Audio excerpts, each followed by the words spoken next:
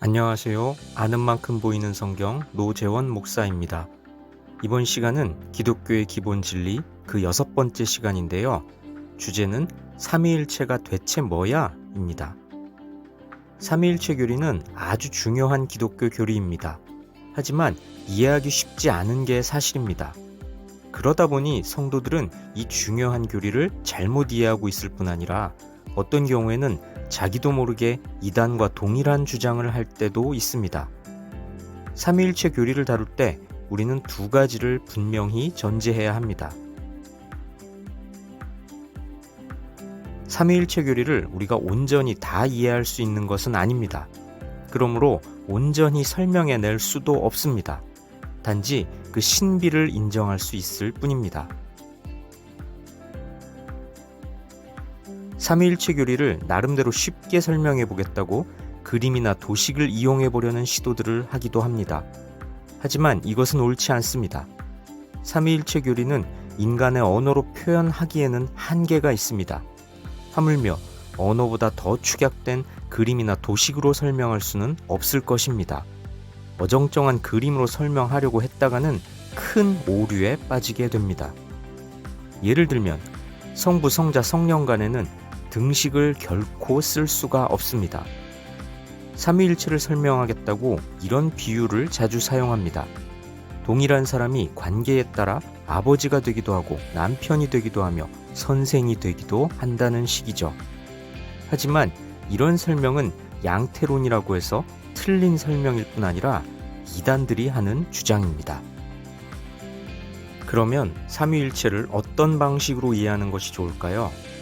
우선 무엇이다 라는 형식보다 무엇이 아니다 라는 형식으로 접근해 들어가는 것이 좋습니다. 지금부터는 삼위일체는 이런 의미가 아니다 라는 방식으로 4가지를 들어보겠습니다. 삼위일체 하나님께서는 원래부터 하나이시며 동시에 셋이십니다.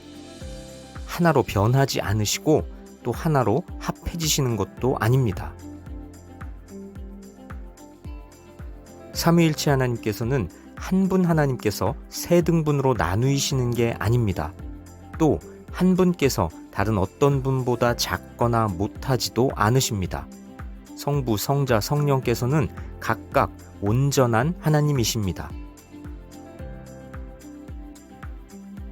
하나님은 한 분이신데 어떨 때는 성부로, 어떨 때는 성자로, 또 성령으로 나타나시는 그런 존재가 아니십니다. 세 분은 각각 인격적으로 실존하시는 실제입니다. 성부, 성자, 성령 세 분 간에는 시간적 측면에서 볼 때 선후가 없습니다. 서로 종속되지도 않습니다. 자, 그러면 도대체 삼위일체란 무엇일까요? 신학적 용어로 정의해 볼까요?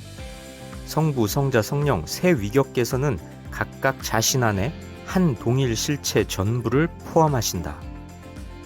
조금 어려운가요? 이렇게 표현할 수 있겠습니다. 삼위일체는 한 하나님께서 세 위격으로 계시는데 결코 세 하나님이 아니시라는 진리입니다. 표현을 약간만 수정하자면 이렇게 됩니다. 성부, 성자, 성령 각각 전적으로 하나님이시며 동시에 한 하나님이시며 여러 하나님들이 아니십니다. 여전히 어렵다고요? 쉽지는 않지만 이렇게 표현할 수도 있습니다. 성부는 하나님이고 성자와 성령도 하나님이지만 성부는 성자가 아니고 성자는 성령이 아니며 성령은 성부가 아닙니다. 어떤가요? 조금 어렵기는 하지만 너무나도 중요한 삼위일체 교리를 잘 이해하셔서 진리 앞에 한 걸음 더 가까이 가시기를 바랍니다.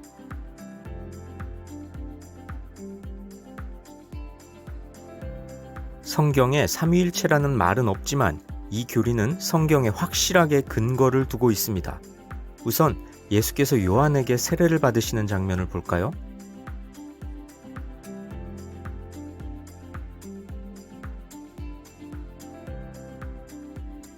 이 구절은 성부, 성자, 성령 삼위 하나님을 병렬적으로 언급합니다. 성자 예수께서 세례를 받으시고 물에서 올라오실 때 성령께서 비둘기같이 내려오셨고 하늘에서 성부 하나님의 소리가 들렸습니다. 성부, 성자, 성령 삼위 하나님께서 인간들에게 동시에 함께 나타나신 겁니다. 그래서 이 구절은 삼위 하나님께서는 한 분 하나님이시지만 성부, 성자, 성령의 세 위격으로 각각 구분되심을 보여주는 중요한 근거가 됩니다. 비록 성경에 위격이나 삼위일체라는 용어가 사용되는 것은 아니지만 하나님께서 삼위로 계시는 사실이 선언되고 있습니다. 창세기도 볼까요?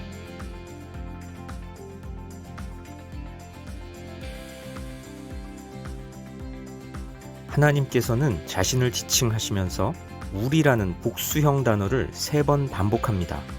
그런데 자기 형상이라는 단어에서는 단수형을 사용합니다.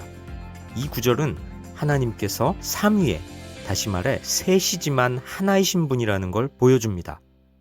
그 밖에도 창세기 3장 22절, 11장 7절, 이사야 6장 8절, 그 외 성경의 여러 곳에서 삼위일체 교리는 뒷받침되고 있습니다.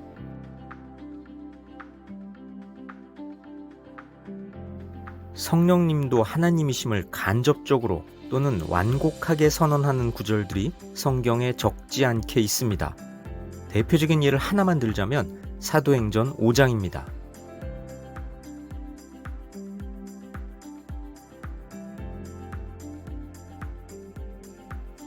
초대교회 때 베드로는 땅값을 속인 아나니아에게 성령을 속이는 것이 곧 하나님을 속이는 것이라고 선언합니다. 그럼으로써 성령께서 하나님이시라고 간접적으로 증거하고 있습니다. AD 325년 니케아 종교회의에서 정통 교리로 확립되고 AD 381년 콘스탄티노플 회의에서 다시 한번 확인 및 체계화되었습니다.